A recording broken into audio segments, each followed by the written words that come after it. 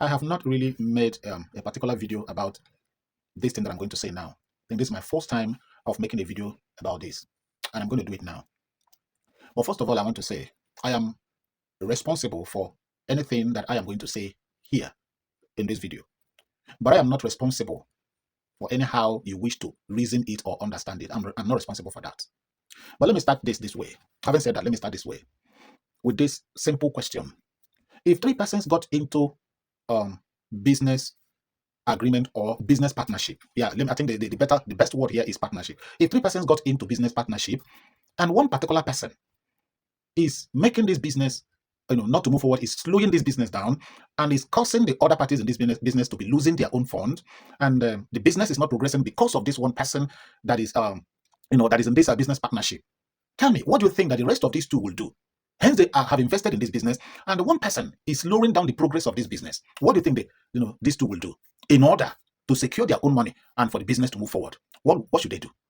Now, let me tell you, without mixing words, because I'm going somewhere, and I want you to follow and make sure you pay attention to this video, because there are too many nonsense that have been going on in Nigeria that it is no longer catching cruise. To me, it is no longer on the angle or on the platform of catching cruise. It has snowballed into the angle or into the level of stupidity that need to be addressed. Now, to me, and from my own understanding, I think these two now should call this one person that is always bringing downfall to the business, causing this business to to go backward and stuff like that. They should call him and say, "Hey, bro, I think doing this business with you is not helping. It's not yielding.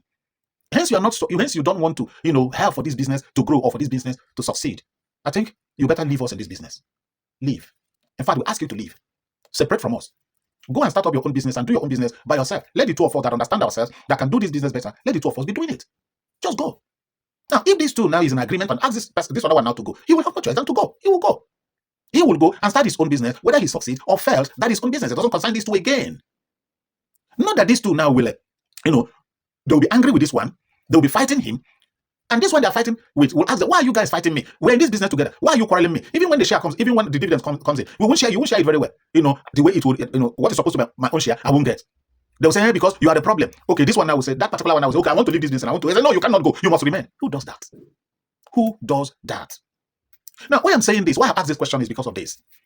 You see, though it has been happening before this Donald Trump threat to Nigeria, we have looked, many Nigerians have looked into this matter over and over and over again. I've said a lot of things about what's going on in Nigeria. Talk about genocide. Are people being unalived? The answer is yes. It's not a religious thing here. Are people being unalived? The answer is yes. How many people are in IDP camps here and there in the north? Though that's not what I'm talking about now. My focus is on this.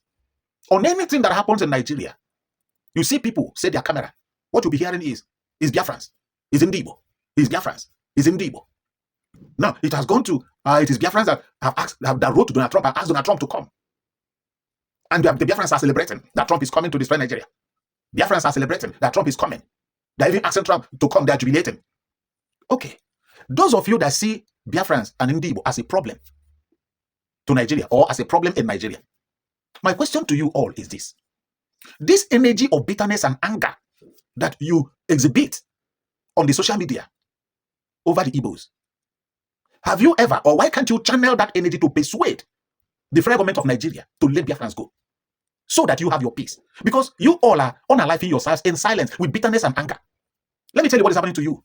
Because there's this particular lady, when you see that anger and bitterness in her voice. I don't like replaying people's video or putting people's faces on my video. Otherwise, I would have done that for you to know who I'm talking about. Okay, if you're on the social media, maybe you come across her video. You have this anger, bitterness, and frustration. When you look at her, you'll understand what I'm talking about.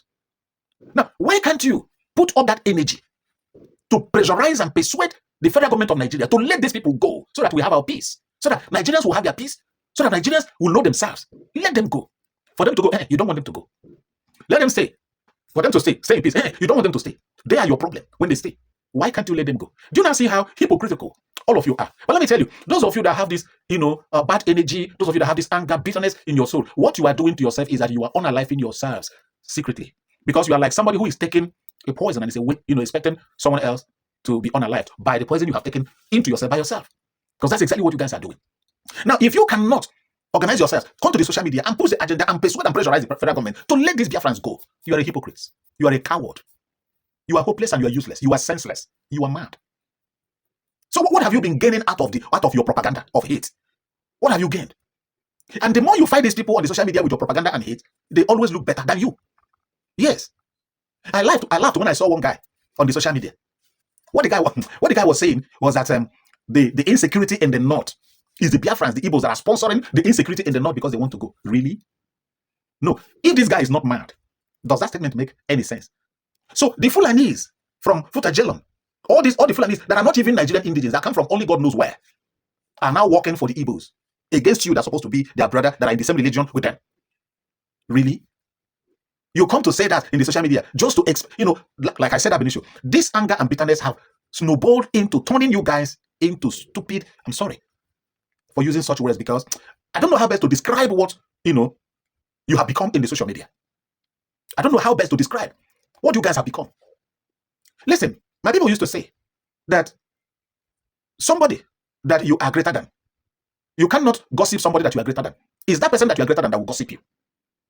If you are from Hausa, Fulani, Yoruba, Edo, anywhere you come from, and your problem in Nigeria is the Igbos, it's because you are jealous that they are greater than you, that they are more powerful than you, that they are stronger than you, they are richer than you, they have everything you can think of more than you. Otherwise, why will you envy or gossip somebody that you are greater than? It's not possible now. It's not possible. It's not. So you can gossip, be angry and jealous and fight only the person that is greater than you. And that is how it is. And there's no two ways about it. So in summary, what I'm trying to say here is, if you really hate Igbos, if truly you hate them and you don't want them, channel your energy to the federal government. You can even go and protest. Yes. You can occupy the streets of Nigeria for days, for weeks, for months, just to pressurize the federal government to let Biafrans go. Then when you do that, that is when you now know that you are doing a good job. That's the right thing to do. I know that some of you will come to this comment section and be talking rubbish and be talking nonsense. Yes, because that's the only thing you know how to do, and that's the only thing you can do, because that is just the only level that you can attain in your life. Because if you are reasonable, you know that what I'm saying now is correct. Is the right thing. You say yes. So I think what we should do is just to mount pressure on the federal government to let these people go, so that we'll be on our own, and they will be on their own.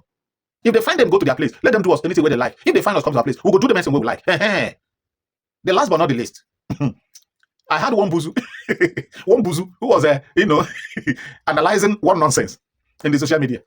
He was now asking the Igbos, what do they have now to live on if they separate from Nigeria? How do they will start from the scratch? And you know that Igbos businesses are scattered all over Nigeria. You know that not only all over Nigeria, scattered all over the world. But let us not go there. Now you are asking all their businesses in Sabongiri in the north, in Kaduna, in Lagos, in Abuja, how are they going to carry them back to the east? Will they carry them on their backs? And when they go to the east, is it the Abama kids and all the rest of them? Can you imagine? Can you imagine? And you are asking, where do they have the land? Which land for what? Huh? Land you are talking about. What is the measure of the land of Saudi Arabia compared to that of Igbo land? Tell me. You see, when some of you come to the social media, I don't blame you anyway. It's poverty. It's poverty, lack of job. Because Mark Okazoka have opened this company for the jobless Nigerian youths. So you must just say something. You need to say something. You need to say something. Whether the thing you're saying is making sense or not, you must say something. That's exactly what's happening. And that's the way I see it.